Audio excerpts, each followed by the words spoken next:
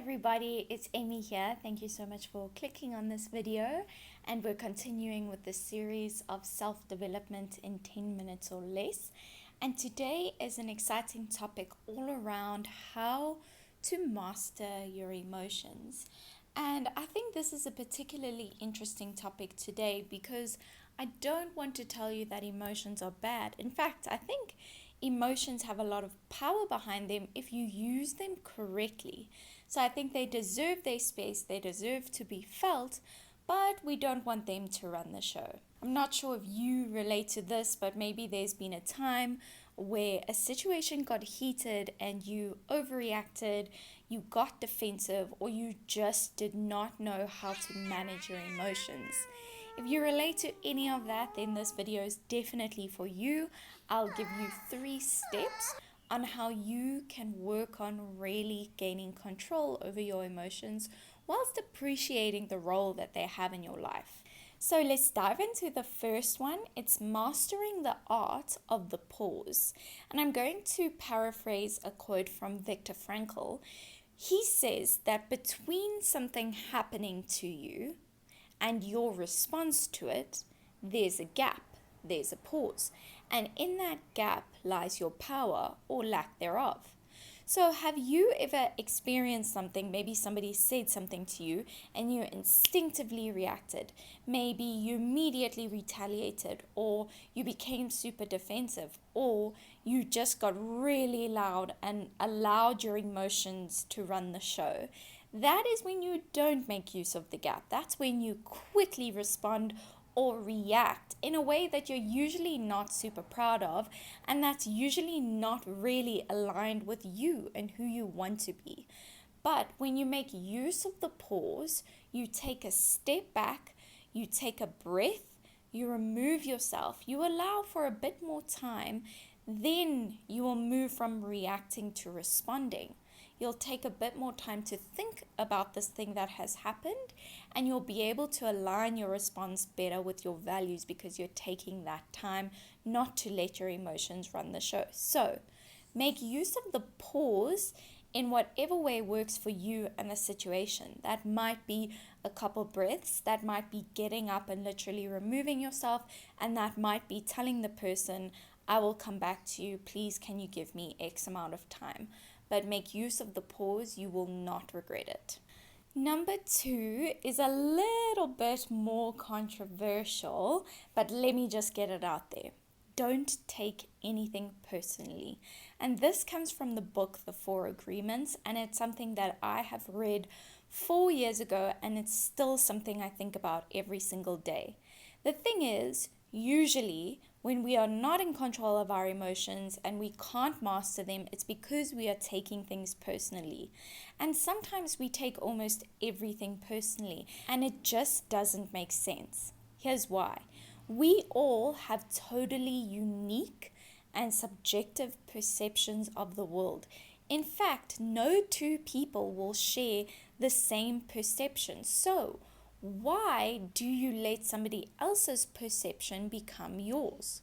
We all have totally different upbringing, values, dreams, fears, and that all plays a role into how we view situations. Even if we view the same scenario, it's likely we will come out of it explaining it differently.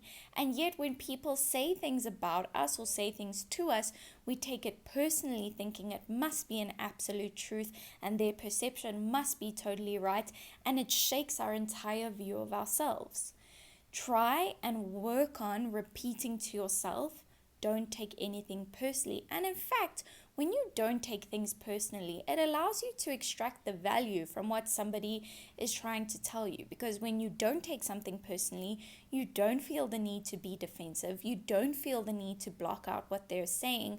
And you are able to look at it somewhat objectively and see what could you learn from it. And if there's nothing to learn, what's the point in holding on to it? It's just somebody else's view of the world and you you're all going to have different views. Not taking things personally has honestly been a game changer for me, because it actually removes so much heartache, because we really literally hurt ourselves, we wound ourselves by how much we take things personally, and you forget that at the end of the day, it is a choice. You don't have to take things personally, so choose not to, and you're going to save yourself a lot of heartache. The third step is to give your emotions the space to breathe so they don't choke you. And I know that I've been speaking throughout about learning to master your emotions, and importantly, this does not mean ignoring them or sweeping them under the rug. It means finding a safe place for you to feel it out. Your emotions are important and they can highlight important things to you, so give yourself a safe space to feel them, to do what you need to do, to let it out, and to support yourself through that depending on the emotion.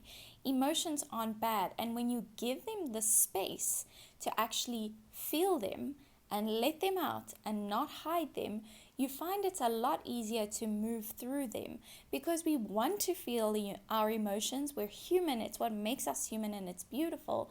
But in doing that, you ensure that they don't direct your decisions, because when you don't feel your emotions or you don't give them the space to breathe, that doesn't mean they don't go away, but they subconsciously affect you in ways you might not like.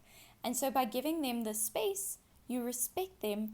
But when emotions are the core reason behind decisions that you make, it's likely not the best decision you end up making. So there you have it, 3 steps to being able to actually master your emotions.